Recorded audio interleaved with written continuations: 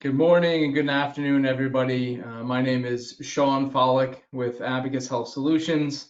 I'm just welcoming everybody today, and I'll turn it over to our co-presenters, Dr. David Ahern and Dr. Chuck Eaton momentarily. Everybody is muted at this point. We do encourage questions through the questions section of the webinar. We will have plenty of time at the end of the presentation, at least 15 minutes or so, to answer all questions or clarifications today. So we really appreciate your time today and look forward to the fruitful discussion. David? Thank you, Sean. We appreciate the opportunity to present to you today on our webinar, Improving Quality Measures with Behavioral Science-Based Diabetes Management. And I'm particularly pleased to have my close colleague and friend, Dr. Chuck Eaton, join us today. In terms of introductions, I'm the co-founder and senior scientist for Abacus Health Solutions. I'm a behavioral scientist by training and informatics researcher. And my role at Abacus is to ensure that the programs and services that we offer are evidence-based. And indeed, we've had a substantial portfolio of NIH-funded grants and contracts through the Small Business Innovation Research Program that helped inform the work that you'll hear about today related to our Diabetes Care Rewards program.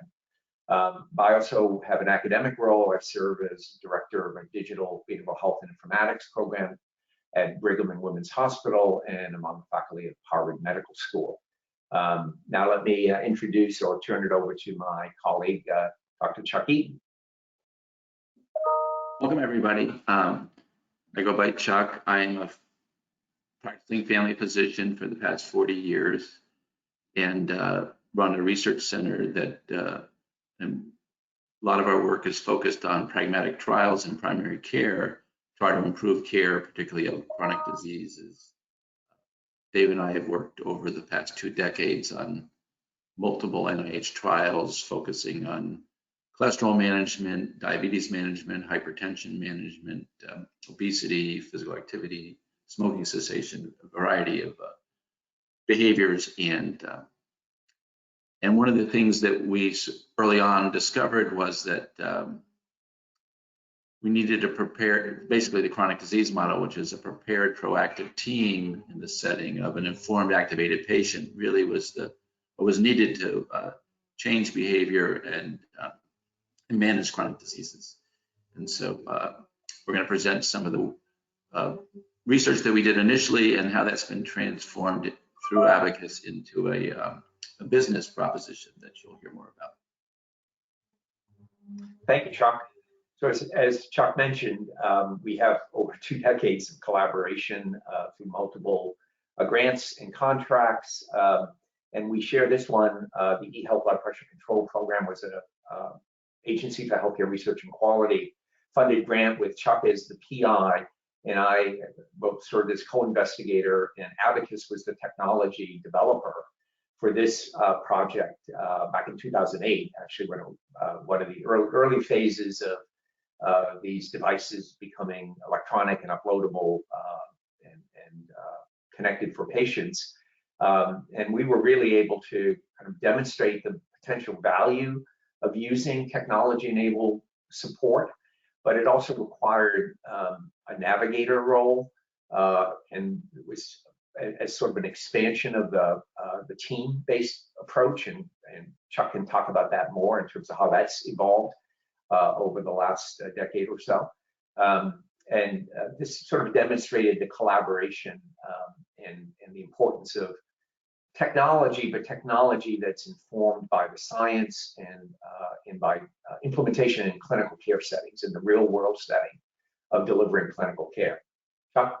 Yeah, I think one of the things that we found, so this was a time series analysis where we first just gave patients a home blood pressure monitor to enhance, to understand better whether they were, these are poorly controlled hypertensives. So it was to try to improve care.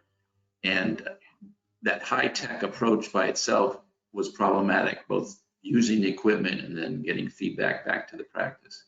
But when we added a patient navigator that was trained both to overcome the barriers and also trained in motivational interviewing, we found that high-tech, high-touch approach really resulted in improved blood pressure control that was maintained over a 6-month period. And so really this idea that it needs both high-tech, high-touch, and then both outside the walls of the clinic, the 20 people living with their diseases 24/7, needing reminders about the maintenance of their blood pressure in this setting and diabetes and what you'll be hearing next, really was the crux of what we thought we learned from this, that the high-tech, high-touch approach works, but only if it's maintained over time and needs a team-based approach. Thanks, Chuck. So our agenda for today's webinar is going to really focus on, and we've touched on it with some of the work we've referenced already, the importance of patient activation and engagement. And in the context of this pandemic, obviously the health inequity challenge is one that's come into full focus. The spotlight has been on that. We'll comment on that. The importance of increasing outpatient preventative care services that were adversely impacted by the pandemic, how that can impact costs as well as health outcomes.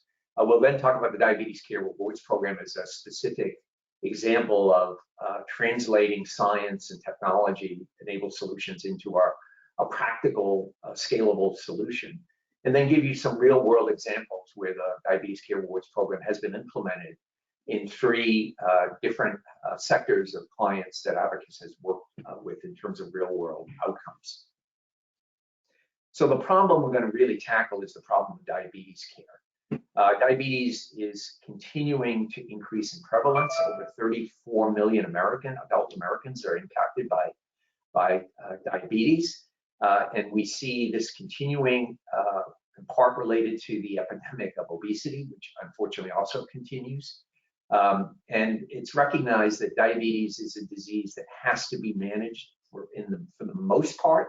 I mean, there are new models of reversal of diabetes, but by and large, people when diagnosed have to manage their illness over time and often for a lifetime.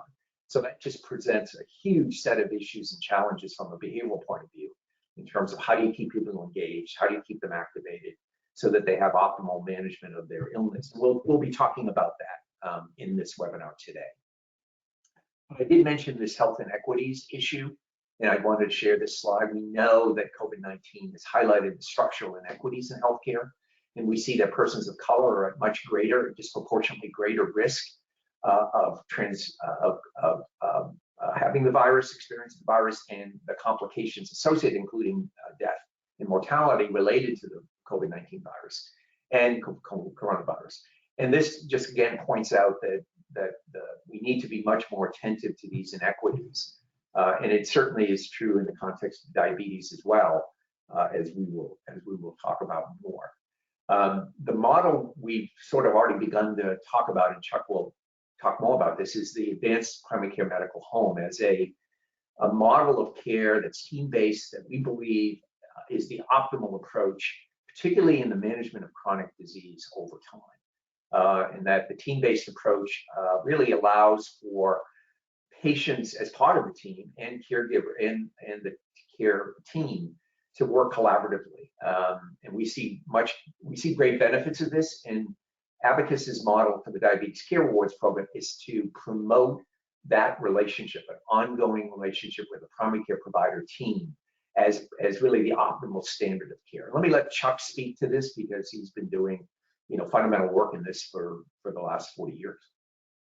Yeah, so just to reiterate, so the patient-centered medical home has been implemented to a varying degrees in different practices. So in our practice, we have patient navigators, we have community health workers, we have clinical pharmacists, we have integrated behavioral health, but not all practices have that sort of availability within their practice. So some are solo practitioners. So, but the approach that you have a team that can help the patient do really two main things that we focus on. One is diabetes in control of the patient, or is the patient in control of their diabetes? We find a lot of patients, particularly with poorly controlled glycemia, have multiple complications from that and feel overwhelmed by their disease. And so the goal of the team approach is to take away some of that burden and inform and activate them in a way that they can control their diabetes. And the other major idea is that they, within the time with the primary care provider, it's maybe, if they're lucky, 30 minutes, usually it's 15, and it's not just diabetes, they have hypertension, chronic kidney disease, neuropathies, depression, chronic pain. So it's very hard to focus comprehensively on their diabetes. But by helping to create a diabetes action plan, and then have that be followed through on, that can be done through the care team, or in the case here, you'll hear about how Abacus does that as part of their program. We find with that approach, with the primary care provider having a trusted relationship with the patient, but then working with a team that keeps them on track, you can find, at least we've found, that we have a lot of success. Still, it's not everybody's controlled. We don't have nirvana or the magic solution, but we are able to make some real progress for patients with such an approach.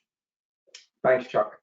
And I like the way you frame that Abacus sort of is part of an extension of the team, certainly for the members who are within the health plans for our clients. And that's precisely the role that we want to play, is really help enable and strengthen that relationship between the member or patient with their primary care provider team. I mentioned sort of the impact of the pandemic. I think it's important to highlight in the case of diabetes, we were very concerned, frankly, with the pandemic about the implications for members in our program who were not able or advised not to go to the clinic, not to visit their doctor for obvious reasons to reduce risk of infection. But nevertheless, because management of diabetes requires ongoing lab testing and examination, we had to adjust and adapt as well to support them. Unfortunately, we know, and there's some evidence, that there was a decrease in the visits that members with diabetes had, or patients with diabetes would have, with their providers. And that is, in a worst case scenario, has resulted in a significant increase in diabetic amputations during the pandemic period, as indicated here in this slide. And so, you know, the complications of diabetes are not trivial, and it may take a period of time for them to emerge, but nevertheless, they can be incredibly difficult for patients. And so it's really important to maintain contact where you can, and we'll talk about how we did that a bit more in terms of the telehealth model. So what is still needed? What do we need to do to kind of address this diabetic problem that we have, a problem of diabetes in our society? And I think these are the goals that I know primary care medical home has had. And maybe, Chuck, you can speak to some of those that you've done through your work in Rhode Island, which has had a significant, you know, commitment to the primary care medical home model and support across the state.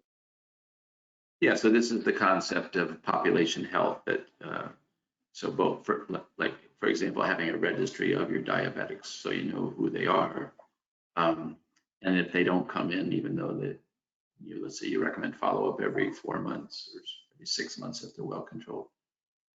If they don't show up, most practices don't have at least prior to this, didn't have a system of sort of reaching out to them to try to get them back into care. So increasing these primary care visits and decreasing emergency room or hospitalizations from diabetes. Then driving up preventive screening. So even though, again, that's within the context of diabetes, there's a set of management issues about going, getting their eyes checked, their foot checked, and regular labs, but also not forgetting that these patients also, many of them are middle-aged or older, need their cancer screenings, need their coronary heart disease prevention, et cetera. So that's where the preventive screenings, not to, to stay in contact, not just focus totally on one disease, but on the whole patient. And then the quality metrics, again, are examples of, we now do direct hemoglobin A1C measurements as part of the medical assistance.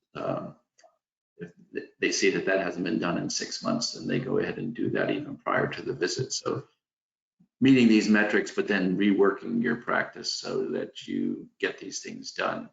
Another way, which you'll hear about, is that the patient actually has a set of questions or a set of, suggests that they get their hemoglobin A1C measured, and that certainly prompts the system to be more effective in meeting those quality metrics. Thanks, Chuck. So the solution that we're going to dive into more deeply is the Diabetes Care Rewards program that Abacus has developed, and it will touch on these points that Chuck has just mentioned in a programmatic, systematic way that increases the likelihood that a member with diabetes, and I'll use the word member because they're members of the health plan for our clients, typically self-insured, individual self-insured employers, as well as purchasing collaboratives and municipalities. We have a range of clients where the services are designed and the program is designed to keep people connected, keep them engaged, reinforce them through incentives, but also use communication channels and technology to really keep them managed effectively. So the approach we use is based on a patented behavioral science model. So we've patented this approach to really engage members in this preventative care process. And as good behavioral scientists, we talk in terms of target behaviors, whether the kind of specific behavioral targets or activities. And they really around provider engagement, so making sure that they do their visits, do have their lab exams. And then we offer a telehealth support service that had been telephonic and is now televideo, and is increasingly now recognized as an important bridge through this pandemic to keeping care moving and going.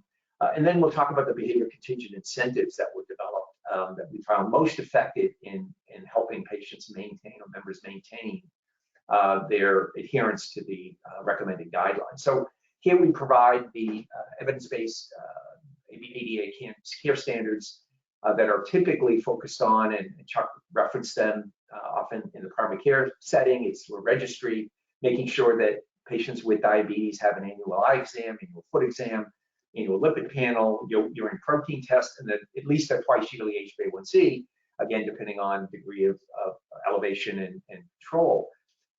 If a person with diabetes is adherent to these standards of care, it has been shown to reduce hospitalization. It's a fundamental principle of our program, and what we try to achieve is to reduce the likelihood of having a complication from diabetes that would result in a hospitalization. In the telehealth model that we use, even though this is for members with diabetes, to Chuck's point about sort of whole person, that patients with diabetes often have one or more other comorbidities, hypertension being one in particular, and we are very much aware of that. And as you heard in our prior work, have done work in the hypertension space, and we do bring that to bear in that context. But there's also chronic kidney disease. They may have cancer as well.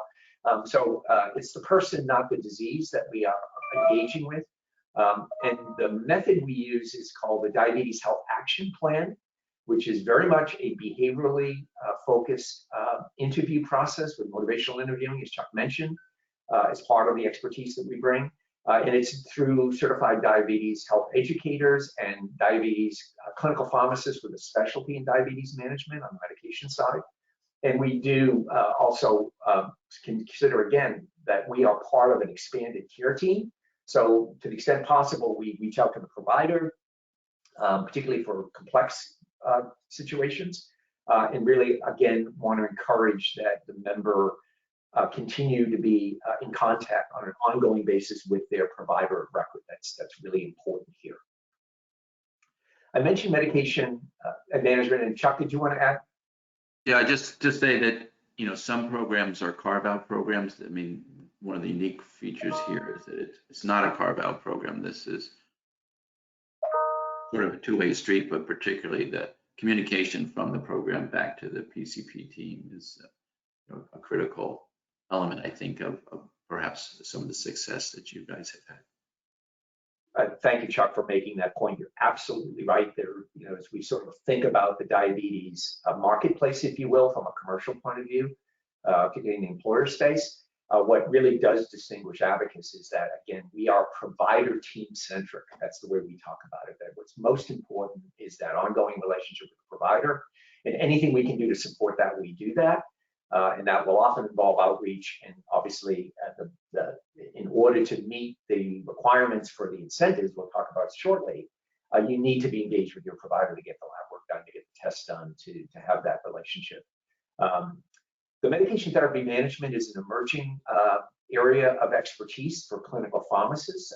You know, over the years and working with Chuck and seeing sort of, again, the complexity. Often patients are on 6 or more different medications, different classes of medications. Medications evolve, particularly in diabetes care they have over the last 5 to 7 years. Having a clinical pharmacist team is really important here, particularly, again, for those high complexity cases where there's multiple beds. And we have a clinical pharmacy. We have clinical pharmacists on our team that really do the medication review, and they look at those cases where there's really, are they optimized in terms of their medication? Is there issues of polypharmacy? Are there side effect issues that may be interfering with adherence? That's all part of what the MTM service provides. And as Chuck mentioned, in the sort of advanced patient-centered medical home, clinical pharmacy does play a role, and I think an important role. So let's talk about the incentives, because this is something that Abacus has developed and is part of our patented approach. We've tried incentives of a variety of kinds. You can use cash, you can use gift cards, you can use reducing premiums. We found that the most effective incentive in this scenario is really reducing the co-payments involved in medications and diabetes supplies and resources. It's really a twofer. It's an incentive that reduces the cost burden and a barrier to patients and members of our plans, but it also is relevant to care management. If you can reduce the barrier to getting access to appropriate medications, you can increase the likelihood they'll take the medicines that are prescribed, which is the adherence goal. So it's behavior contingent incentives. Members receive a 0 copayment waiver on anti-diabetic medications and supplies if they are adherent. And the process is not just that they get the, once adherent, they get the copay waivers indefinitely. We can turn it off and on virtually every day based on their status. And so we're in it for the long run. We want people to maintain their adherence. And if somebody becomes non-adherent, the copay waiver turns off. Now, we reach out to patients, and we'll talk about that momentarily, through our channels of communication to keep them engaged. Our goal is to not have somebody not have that incentive. We want them to have that incentive, but we also, from a behavioral science point of view, know the value of making it clear that the incentive is contingent on continuing to engage in these behaviors. And the other one final note on this, and I don't know if Chuck wants to add to it, having multiple medications where they're for diabetes care, that costs are higher, insulin certainly have gone up. It can attract the higher risk members, which actually from an employer perspective is of importance because those high risk members have the higher costs associated with them, either higher risk for hospitalization, more complex care models. So that's something we've seen in our work at Abacus, is that we tend to attract the higher risk members, but those members are those that often need more care and have more challenges. Chuck, any addition comment there? Yeah, just the idea that I think at least the clinicians in the group are aware of this, that the newer diabetes drugs are very effective, and particularly in subgroups like people with heart failure or coronary heart disease, obesity with the GLP-1. Anyway, but those many times are not covered, or there's copays associated with this. And so this allows their MTM program to really choose the right drug given the patient's renal disease status, underlying cause of diabetes, what drugs they previously had or couldn't have taken. Really allows the full array of drugs available to optimize control. And so particularly for the poorly controlled diabetics, this is extremely helpful to have this copay waiver. And thank you, Chuck. That's a great point, and it is one that we've heard from our provider community that's really appreciated. It isn't always in the best interest of a patient to drive towards a generic or the cheapest medicine. It's really what's the optimal medication for our regimen for that member or that patient, and we prefer having the primary care provider team make that decision. I want to mention the remote monitoring capabilities that Abacus has developed. We obviously, have done work in this space for over a decade, and we can, through our platform, the Good Health Gateway, which is the name of our patient-facing platform, we're able to connect with multiple devices, blood glucometers, blood pressure devices, weight scales, to support the member where they need to be doing their blood glucose testing, blood sugar testing on a regular basis, and use a blood glucose monitor. That's a service that we offer. And it's really based on the clinical need of each patient. So we believe in more of a precision approach in diabetes care, that not every patient with diabetes needs the same approach. And that may be that they don't need to be doing ongoing blood glucose testing, depending again on the severity of their diabetes or blood pressure if they don't have hypertension. But if they do and need that, we're there to support them and have the device capabilities to do that, as mentioned. And we really want to make sure that, again, we're tracking these members over time so we can be aware of any changes in their status. Diabetes is a progressive disease and can change over time. So we are monitoring and use remote patient monitoring to do that. And in addition, Abacus over the last 5 to 7 years has developed a risk identification and stratification approach, where we can determine members' risk based on medical and pharmacy claims, which we receive from all of our accounts. So we have total, pharmacy and medical record data from claims. We also get integrated other data sets, and we've done that to develop some risk prediction models. And we're really interested in trying to avoid hospitalizations wherever possible. That's where the costs often are the highest, and that's where often it's that unmanaged diabetes situation which leads to a hospitalization, although often not necessarily for diabetes per se, but some comorbidity such as hypertension or some cardiovascular risk, as Chuck had mentioned. If they have comorbid coronary artery disease or hypertension, they have greater risk of having complexity that could lead to hospitalization. And so management there is really important. Any other comment there, Chuck? No, just that, the concept of identifying high-risk individuals and treating them perhaps more aggressively, or at least to target, has been shown to reduce hospitalizations. Right. And so on that note, the engagement platform that we use also has been informed by our behavioral science work over the years.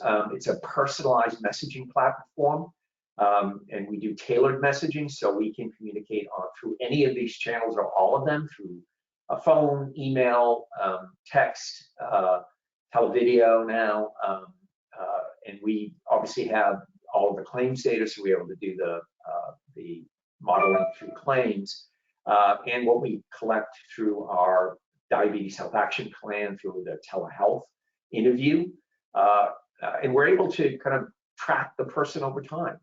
Are they monitoring? If they are on one of our monitoring platforms for blood glucose, are they doing their monitoring? We work with the Roche AccuCheck Guide system currently, but can work with others, as mentioned. If they have exams due, we inform them of that through one or more of these preferred, we identify what their preferred channel of communication is in advance, so we can try to avoid having a member fall out of adherence where they wouldn't continue to read the incentives. And there's a telephonic service, there's a helpline that's available where members can call at virtually any time. And they have a relationship with their diabetes health educator or their clinical pharmacist, depending on their complexity. So there's really a team-based care within the Abacus Diabetes Care Rewards program that is, again, as Chuck mentioned, is an expansion of the primary care model, particularly in cases where there isn't that capacity to have these kinds of resources available in some primary care practices.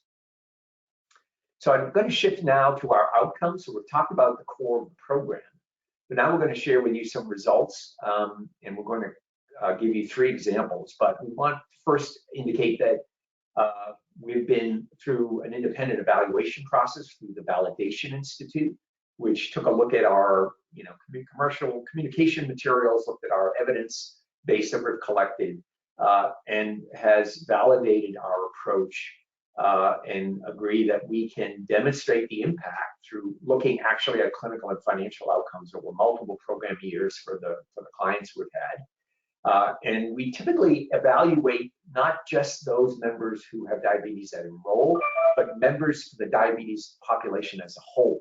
And the reason for that is because people, as you know, in health plans, they can move in and out of care, in and out of health plans. So the diabetes population changes over time. And it's really the total cost to the employer. If you think of it from the employer-client point of view, it's their total population cost for diabetes that they're particularly interested in. So we have in our book of business examples, which we'll share, we've looked at sort of the total diabetes population, primarily in the analytics. We'll talk about the study in a bit as well. So the first case study is an insurance company for which we've had as a client for 6 years in the Diabetes Care Rewards program. We're focused on, we'll share the care gaps that we identified and addressed and the results in terms of hospitalizations.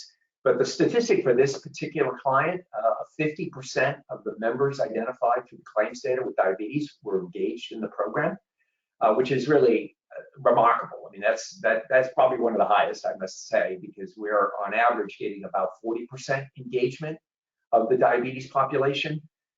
When you think about, well, how does that compare to other service models? Generally speaking, 10 to 15% of patients with diabetes engage in ongoing services of this sort. So we believe we're doing a pretty good job of engagement. We always try to do better, and we're open to any and all ways in which our employer clients collaboratively work with us to engage their members with diabetes. But this is a pretty significant engagement statistic. And I'm sharing with you some improvement in patients meeting the care standards. We mentioned these are the major target behaviors. So patients getting their lab exams for serum creatinine, microalbumin, their office visits, alone, increasing office visits, their lipid profiles. So you can see what the status for this particular client over time has been in terms of increasing their access to care and adherence to those standards of care, or reducing the gaps in the care standards, if you will, is another way to think about it, which then in turn has a significant impact, as we know, and as we've talked about, on hospital admissions. So these are the hospital admissions per 1,000 from baseline year when they first enrolled in the program through to year 6. So you can see the pretty steady decline overall in the hospitalization rates per 1,000 for members with diabetes. And these were all-cause admissions, not specifically diabetes only. And again, the reason for that is typically when you look at claims data and you look at the hospitalizations, diabetes isn't necessarily the primary reason for hospitalization from a diagnosis point of view. It's often that comorbidity of cardiovascular disease, hypertension, that often can lead to an acute hospitalization, or certainly in cases where there's severe diabetes and worsening of their diabetes status, hypoglycemic episode, wound care issues, and the like. The second case study was a large urban hospital that has been with us for 10 program years. And we also like to mention, the companies stay with us because we provide a service that members satisfaction ratings are very high. And when the outcomes are positive in the ways that we're sharing here, you can get these kind of long commitments to continuing to work with you. And that's just been a tremendous benefit, for the company. And we were just greatly pleased with having program years of 10 and plus with other engagements. So this was a 49% engagement of members with diabetes during this period of time. We're going to talk about the clinical improvements here in terms of HbA1c decline, a decrease of 17% in the number of members with A1Cs at or above 9. And so in the Diabetes Health Action Plan, the diabetes health educator, the clinical pharmacist, really, we look at what the HbA1c is through from their labs and from their report, and then we track that over time with their provider, and recognize this is a critical metric, but it's not the only metric that's really important in diabetes management. Again, we think these standards of care are really critical as well and need to be maintained. And here we see the hospital admission rates for this account over this 10-year period. So the 10 years combined, the baseline rate was 187.8 per 1,000 versus the 143.8 over that 10-year period of time. So a significant reduction in hospital admissions again. The third case study is a manufacturer that's nationally dispersed across the country. This employer client has been in the program for over 3 years, a 40% engagement rate again, so we're hitting that 40% mark that we try to achieve with each of our clients. We'll talk about the clinical measures here. We had an even more substantial decline in HbA1c levels, 30.7 with A1Cs greater than 9, and a 22.2% increase in the number of members with A1Cs at or below 7, which is often the goal for HbA1c for members with patients with diabetes to try to maintain to the extent possible. So pretty significant benefits here in terms of the clinical outcome. And in looking at costs, so here we're looking at the total medical and pharmacy claims on a per member per month for all members with diabetes. So this is all members, not just those that enrolled. So it's the population of diabetes for this account. You can see the decline over the 3 years relative to the diabetes baseline year. And in most cases, if diabetes isn't managed, the costs go up. So the sort of secular trend, if you will, in diabetes is not for diabetes to go down, the cost of diabetes to go down. Unless you manage diabetes, the cost will likely go up because the complexity goes up. So again, another successful account here. In terms of the study, we published a study in March in the American Journal of Managed Care, and here we did a propensity matching. So we looked at those eligible to enroll versus those that were eligible but did not enroll. And this was across 26 accounts with over 3,000 members. And we confirmed the findings akin to what we've shared with you about these individual case studies. And we're confident that the approach that we take that really is based fundamentally on behavioral science and on good management principles can produce the kinds of outcomes that you see, and we can reproduce these for our clients and for our accounts. So that is the last slide, but I wanted to just turn it over to Chuck, see if you wanted to make any other final comments about the program and about the service or about the needs in primary care. Just that, when I read this article that David had done, I was impressed that really both the benefits, both in terms of important clinical outcomes, but also in terms of costs, because a lot of times the costs can, in terms of improving care, right? More expensive medications, more frequent visits, more blood tests ordered would outweigh or just make it equal, so there's no real benefit from a cost perspective, particularly for someone. But here they show that they've been able to show that not only do you get the clinical benefits, but you also, from a cost perspective, get that added benefit of reduced costs. So the ROI is really impressive, which maybe some of our first SBIRs, we would have gotten more funding if we'd been able to show such a thing. But I think, this shows the iterative process over, over 20 years really that Abacus has gone through to really take these principles, behavioral science principles, in connection with connecting to primary care relationships, trusted relationships between patients and providers and care teams, and have some pretty impressive results. Thank you, Chuck. I really appreciate that. And so we're going to sort of conclude on a silver lining slide, and I use this because obviously, again, we're in the midst of, hopefully, to the end of a pandemic that has just been so disruptive for healthcare into individuals and families. We think that what we've learned through this pandemic is that we can maintain and achieve and maintain improvements in health outcomes, certainly for diabetes, if we continue to use technology and science to do targeted communications, to develop more personalized care plans, to definitely do the care coordination between providers and the services of this kind that this program offers, where telehealth became just absolutely essential to keep people connected. And then frankly, using contingents from a behavioral science perspective. So it isn't just that you throw money at people or that you just use incentives willy-nilly. It really actually takes some very significant thought and management in order to make them effective and over time to evaluate them. So that's really hopefully what you've gathered today in our webinar on the program. But we also have reserved now, it looks like, at least 15 minutes or more for questions, and we'd love to entertain questions that you may have. But thank you all for your patience and participation today. I'll turn it back to Sean. Thanks, David. Thanks, Chuck. Appreciate that. Thanks, everybody. We do have a few questions for you both. This first one, I think, goes back to the beginning of the presentation about addressing the social determinants of health.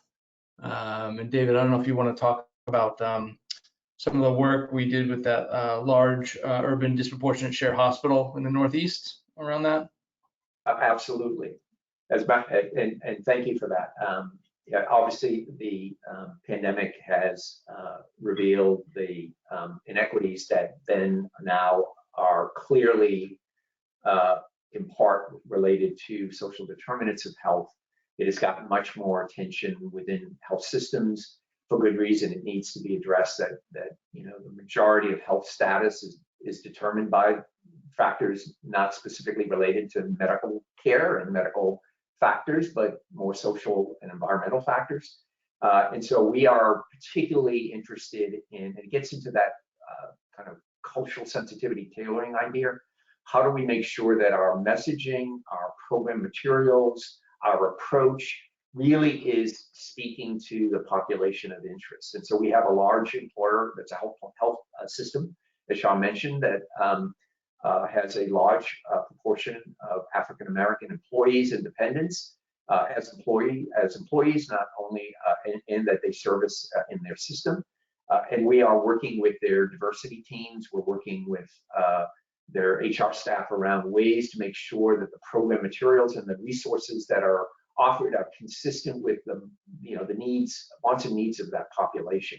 And so there's a lot more work to be done as we become more engaged with the communities. But I see that as part of the silver lining as well. I'm very excited about that. I think that's gonna be a game changer, a sea change for healthcare if we can engage diverse communities much more effectively. And that one final one would be the telehealth approach has the potential to do that. I know there's the potential of a greater digital divide, but I think we can bridge that digital divide. If we can have people have more access to broadband and more capacity to have care brought to them instead of they having to go to care. And so I think that's the hope. Chuck, did you want to add to that?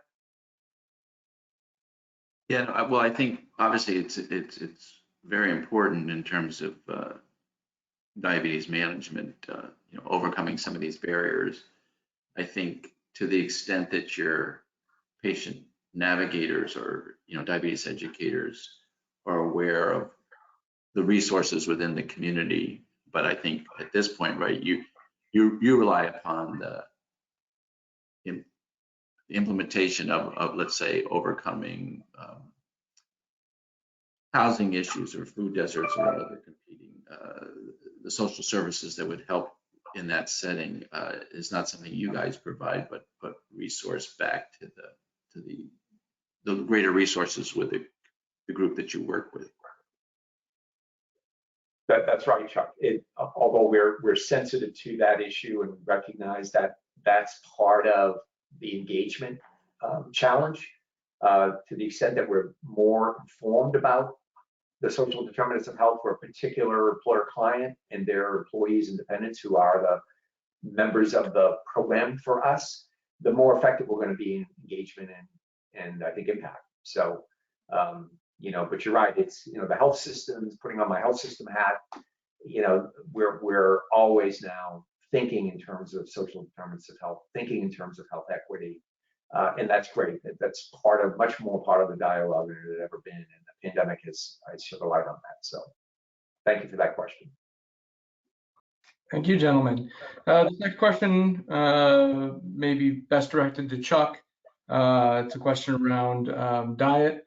There's a lot of news around, dietary treatment of diabetes. Chuck, do you want to address the appropriateness of reversal diets for diabetes?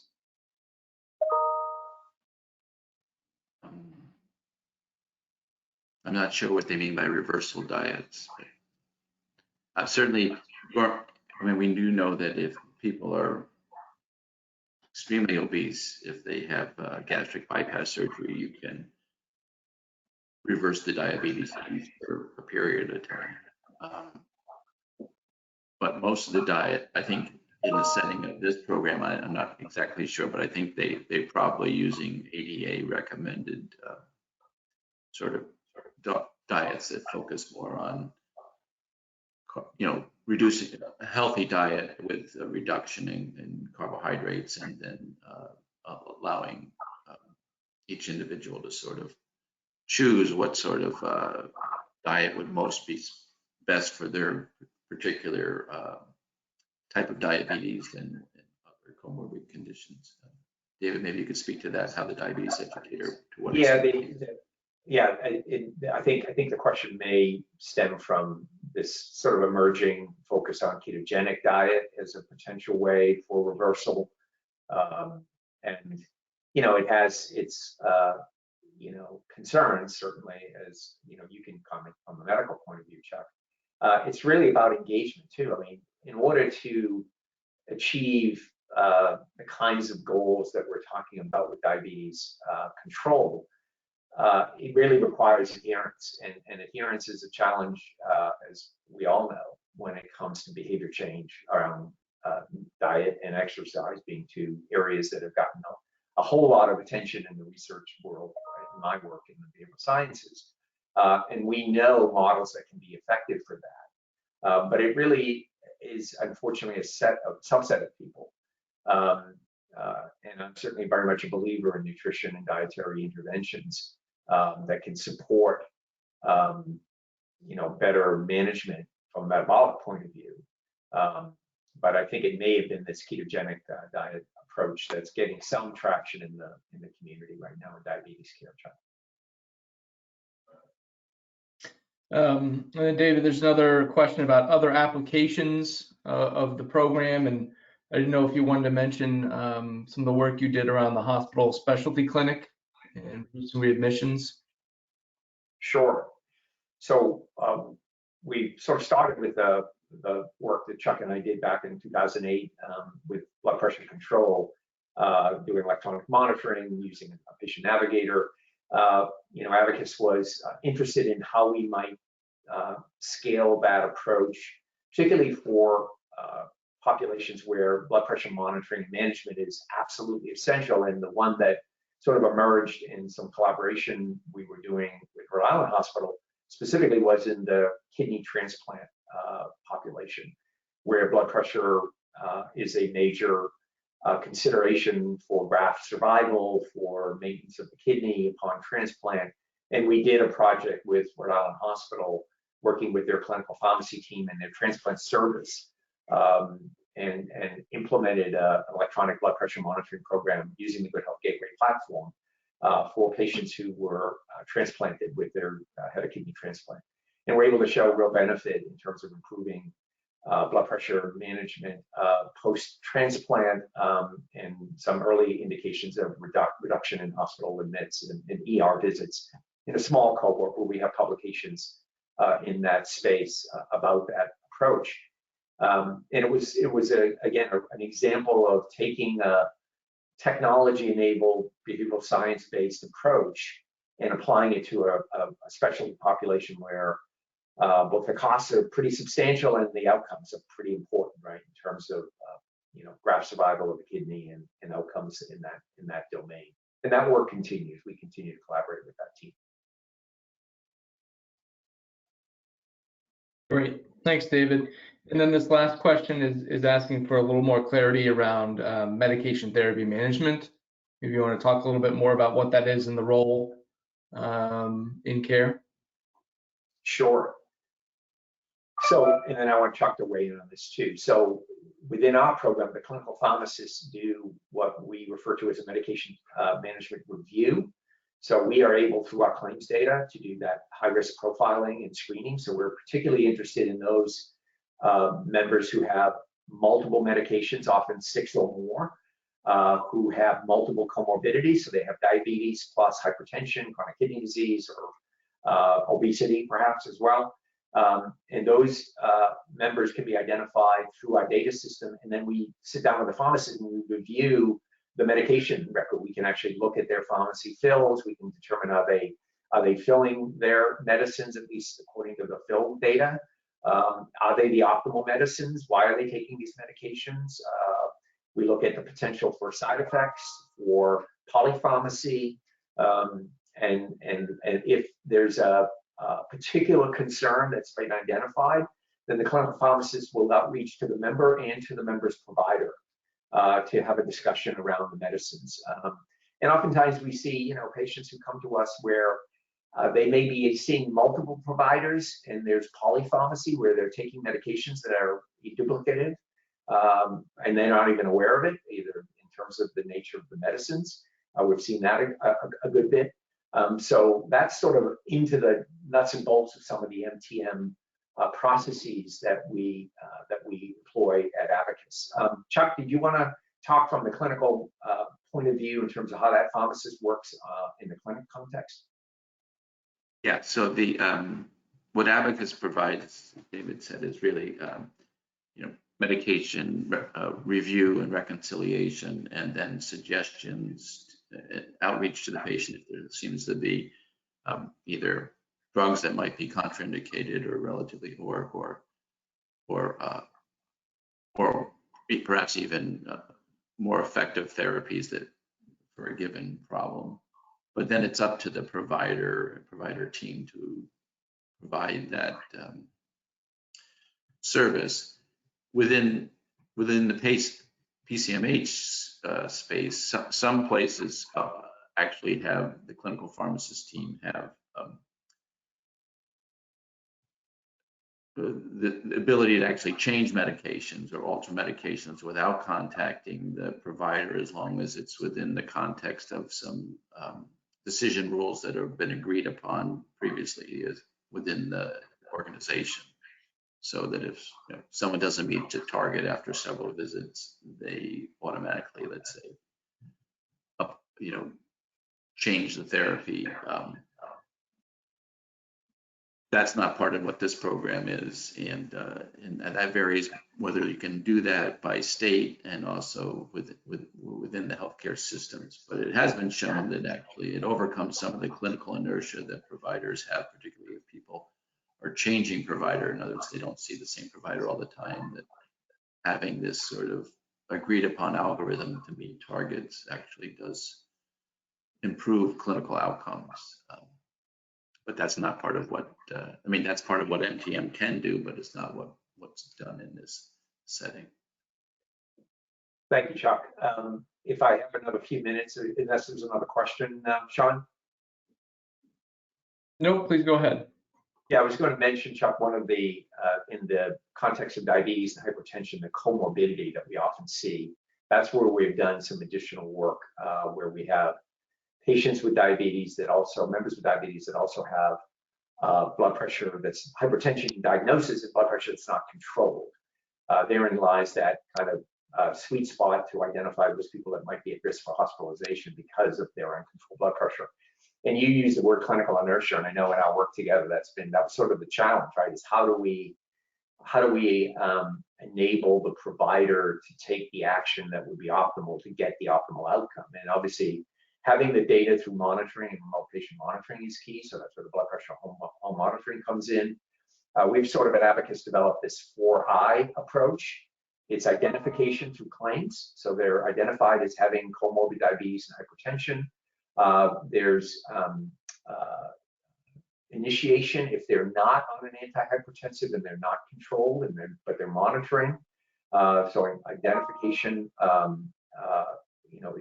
is critical, and initiation of treatment. And then for those who aren't controlled even on the first drug, right, Chuck, there's often a need for a second drug. So that intensification, at least from what we've seen, seems to be where things get a little dicey, right?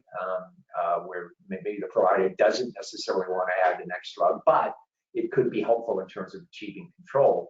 And then from an Abacus point of view, it's the incentives. How do we make sure that members, in our case, continue to be incented to monitor their blood pressure over time? So we have incentives in place in this particular context of doing comorbid diabetes and hypertension management. So I don't know if you want to comment on that too, from a provider point of view of kind of overcoming the barrier of inertia. Yeah, I think that's critical. And at least I know when we did evaluate within the VA system, the optimal control of cardiovascular risk within diabetes, so blood pressure and lipid management, as well as and then ACE treatments if they had proteinuria. There we found that less than 20% of people had all those, had the hemoglobin A1C controlled, their blood pressure controlled, their lipids controlled, and their and at least on treatment for increased microalbumin. So that it's that, like you said, those comorbid conditions and really optimal management of not just glycemia, but really the whole physiologic system that puts people at risk for cardiovascular disease in particular, but kidney disease and stroke as well. So I think it's important, perhaps next steps as we move forward into comprehensive care of patients. Great, thank you, Chuck. So Sean, unless there are other questions, I think we're up a minute or two to the hour. Yes, thank you again, Chuck and David, for your time in the presentation today. And I want to thank all the attendees who joined and participated today. We really appreciate everybody's time. Thank you, everyone. I know.